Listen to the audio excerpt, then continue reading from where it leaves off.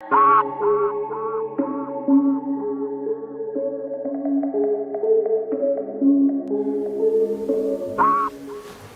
say it's always the quiet person you gotta watch out for. I say they're wrong. I say it's the loudmouth person you gotta watch out for. It's the charmer you gotta watch out for. It's the social butterfly you gotta watch out for. Think about it. Think about a time where, think about every time, because generally speaking, it's more often than not. So I'm gonna say, think about most times you've ever been fucked over in your life. Whether you've been harassed or betrayed or whatnot, ask yourself, was the person that fucked you over or fucked with you, harassed you, were they quiet or were they social? Take a few minutes, ask yourself, was that person or were those people, were they quiet or were they super social? Were they social butterflies or were they anti-socials? Were they introverts? Were they quiet people?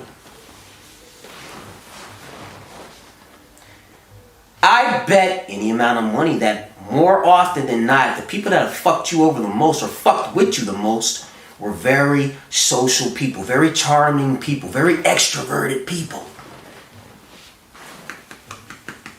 Motor mouths, blabber mouths, gossip kings and gossip queens, drama queens.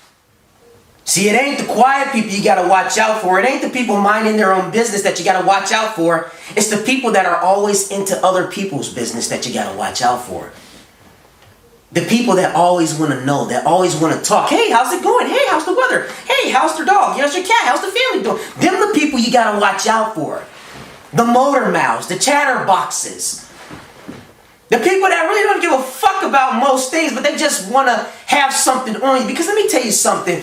You know, as a foreign resident of this planet, I've realized the social game is a very important game if you want to navigate through this, through this planet or around this planet. I've come to, realize that. And as they say, do as the Romans do. So I do play the game to an extent, as far as I need to play it in order to kind of maneuver in this world. But I don't go beyond doing what I have to do in order to just live comfortably. I don't go around, dipping my nose into people's business just to fuck people over. But I do realize, the people that really, really, really love the social game, they go the extra mile. It's the social game isn't just a way to, to establish a comfortable living. It's a way to harass people. It's a way to fuck people over. It's a way to get over on people because let's be honest, and I've talked about this before, this is a very competitive planet. A very competitive planet. Everybody's trying to get over on everybody. Everyone's trying to fuck over somebody else. Get over on somebody else. Have the edge over somebody else. And what's the best way to do that? To be social. Be social. You gotta, first of all, ask yourself, why are most people social? Why? Is it to be friendly? No. Is it to be nice? Is it to be kind? Is it to help others? No, because most people really don't give a shit about helping most other people. Let's be honest. Most people are just out for themselves. Now that we've established that, why are they being so social? If most people are just out competing with everybody, trying to one-up everybody, then what's the point of being social? You ain't being social to be good to them or to help them in any way. You're being social so you can have an edge over them. So you can size them up. Hey man, you look great. They'll compliment you just so they can get close to you. And then when they're close to you, now they can study you. That's his girlfriend. That's her boyfriend. He does this for workouts. They play this instrument. They use these beauty products. They know this person. They know that person. They went to this school. Everyone's, they're taking notes. They're taking notes on you, man. They want to know. The more people know about you, the more of an edge and leverage they have over you. They ain't being social because they want to be your friend. Let me tell you something. If you're a hot girl, right? Most girls, most chicks, they ain't trying to be your friends because, you know, they just want to be cool with you and be nice to you. They want to be a friend because they want to fuck your boyfriend. And the same thing goes for guys. If you're a cool dude, you know what I mean? Probably got a lot going for yourself. You athletic, you smart, got businesses going on. Most guys that's talking to you, they don't want to be your friend because, oh, they just want to help you out. No, they want to take from you. They want to take from you. Not all, because again, I don't want to, you know, sit here and say everybody on the planet is a piece of shit. There are some rare species out there that are more or less kind and not out to fuck over other people. But more often than not, everybody's just trying to elevate themselves at other people's expense.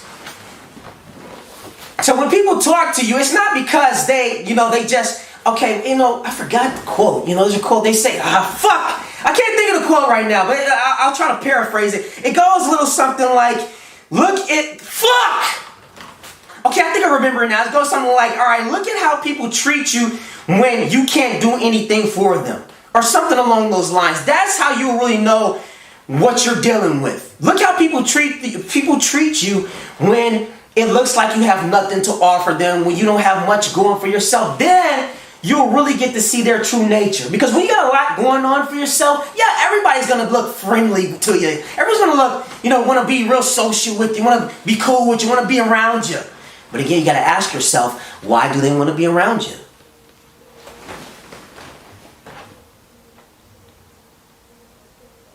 Why do they want to be around you? Again, being social is a sociopath's game. It's a narcissist's game. Narcopaths, sociopaths love being social. And when they see a person that's not being social, they're going to try to scapegoat that person. And more often than not, it's the quiet person. The person that just wants to be left alone. Minding their own business. Oh, why aren't they talking? I want to know something about them. Fuck them. They're not talking to me. All right, I'll use my social leverage to get everybody to gang up on that person. And now that person is forced to try to defend themselves. But if they defend themselves, they'll look like the freak. They'll look crazy. And I'll use my powers of social grace to flip the script and make it seem like they're the ones fucking with me, but really, I'm the social asshole. I'm the sociopath. That's right, you're the sociopath. You're the sociopath. There's a lot of narcs out here, man. There's a lot of narcs and sociopaths that'll use their social, their lust for social games and extroversion. There's nothing wrong with being an extrovert to an extent, because there's a shadow side to most things. You know, there's a shadow side to introversion as well. But more often than not, the extroverts, the hyper extroverts, are wreaking havoc the most. Now, sure, once every blue moon, you know, the quiet person will snap, right? Maybe shoot up a school or something, you know, blow up a building or whatnot. But it's usually the extrovert that's, you know, fostering most of the chaos, that's setting the tone, which usually results into the reserved person just snapping, right? Yeah, I mean, that's generally how it goes, you know. So to anybody, to any reserved or quiet person that feels picked on or scapegoated by these narco freaks and sociopaths, and you know, I gotta say this: there's nothing wrong with being quiet, keeping to yourself, and it's not a crime. Keep that in mind. It's not a crime from a man's law perspective, and it's not a crime from a nature's perspective. You know, it's not a crime. You know, a lot of times people, you know, you hear people say, you know, humans are, you know, we're social creatures. We're meant to talk. We're meant to talk. But guess what? We're also capable of keeping our mouths shut. You know, we're also capable of shutting the fuck up. Humans were meant to do this. We're meant to do that. Listen, humans were meant to do whatever the fuck they want to do. They were meant to be whatever the fuck they want to be. Humans were meant to be social creatures. No, humans were meant to be whatever the fuck they want to be. That's what sets us apart from other animals. However, we still are animals. We are animals. And the social game is an animal's game.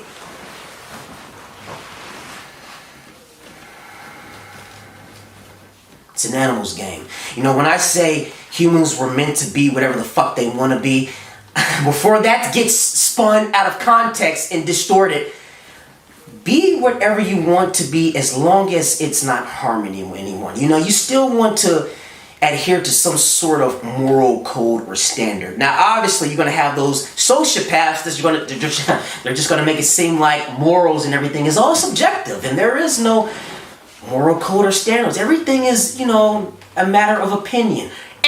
Wrong. But that's an entirely different subject matter in itself. You know, morals being subjective or, you know, subjective or objective or whatnot. Morality is not subjective. Morality, you know, it's pretty objective, you know, so you know, be whatever you want to be as long as you're adhering to some sort of objective moral code, you know? And basically, you know, don't do unto others what you wouldn't want done to you or something along those lines. You know, it's pretty simple, right? You know, but yeah. That's just my little rant on this matter. This be social thing, the social shit, that's a sociopath's game.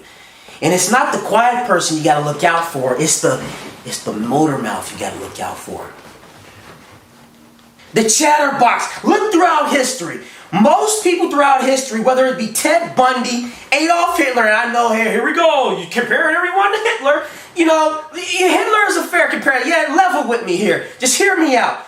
No matter where on the spectrum of bad the person falls, one thing most pieces of shit had in common, they were very social.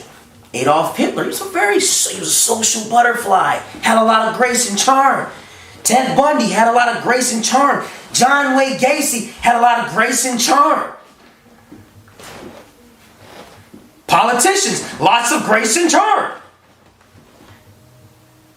You know, a lot of times I like to kind of look at the prison system, and particularly, the Western prison system, because that's where you see a lot of crazy things going on. I feel like the prison system, the prison life sort of parallels outside life. It's just a more transparent version of the outside world.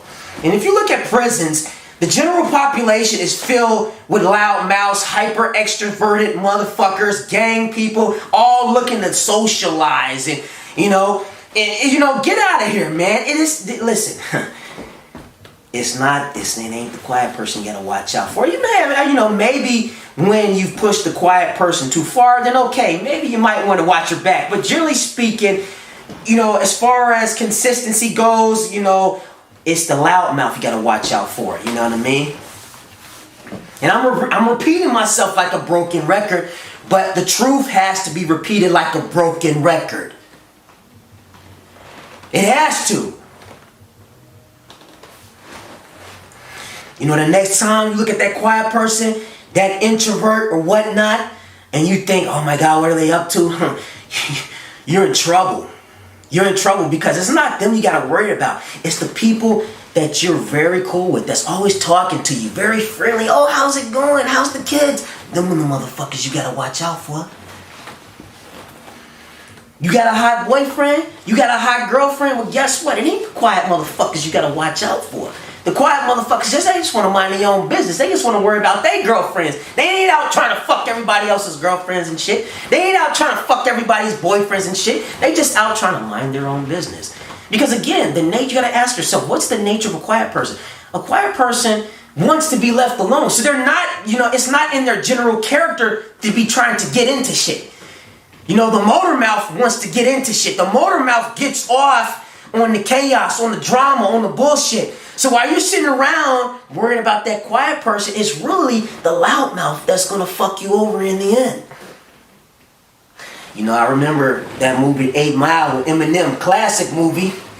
I don't remember dude's name, but make a long story short, dude, the real charming dude that brought him into the studio, being all cool with him, in the end, he banged out Eminem's girl, Brittany Murphy, rest in peace. Banged her out, whatever, I don't know what her name was in the movie, but again, he was super talkative, social, charming, friendly. In the end, Eminem walked on the ass. Boy was sticking it to her. Sticking it to her. Charming. Social. That being said, I don't want to totally diss the concept of being social because, I truly believe if introverted people or more or less reserved people want to live a pretty comfortable and peaceful life, they have to be willing to socialize and mingle to an extent, because if they're not, hypersocial people who are typically narcissists, sociopaths, they're going to prey on that, and they're going to try to catch you when you're alone. So even if you're the type of person that prefers to be alone and you enjoy your space, you still have to have some sort of unit or community that you can kind of go back to in the event the narco monsters, the narc monsters and the sociopath freaks, in case they want to prey upon you. Because again, this is a social world. This is the social game is all about preying on somebody. Generally speaking, rarely are people being social because they generally want to, live a comfortable, happy, peaceful life and help others and, see others grow. No, especially in a capitalist society. The world is very capitalist, collectively speaking. And capitalism is about battle, war, taking, winning. You socialize so you can conquer, and if you conquer, that means you win.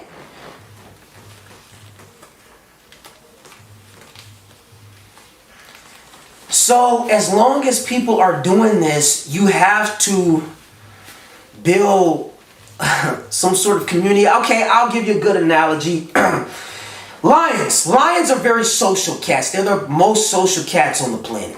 Now tigers, they're known as more traditional cats. Very kind of introverted, but tigers still have some sort of community they have some sort of hierarchy. There is a closeness amongst tigers, even though they prefer to kind of do their own thing. When push comes to shove and something crazy happens, those tigers will band together.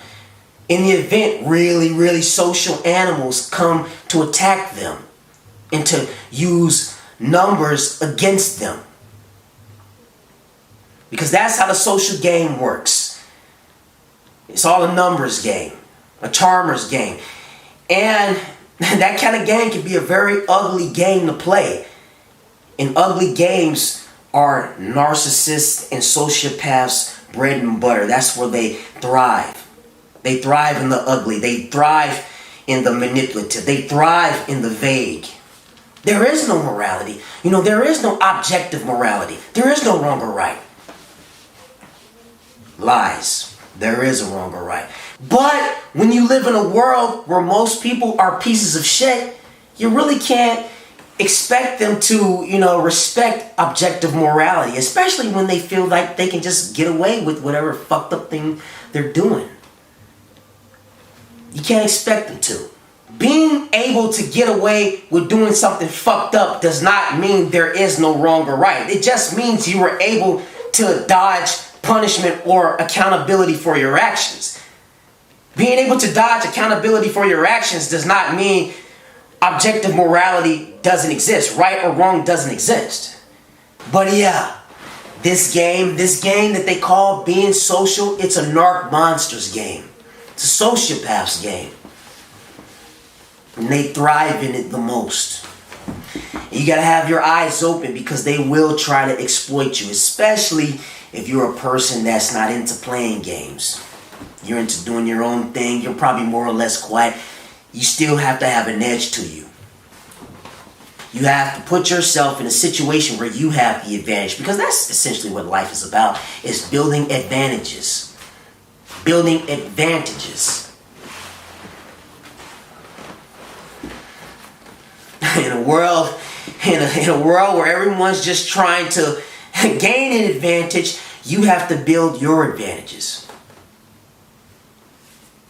Because while they're trying to build their advantages and, take advantage of you, they'll insist that you don't do the very things they're doing to you back to them. Freaks. You got to keep your eyes peeled. Because the person that's real quick to be your friend, talk to you, get all personal with you,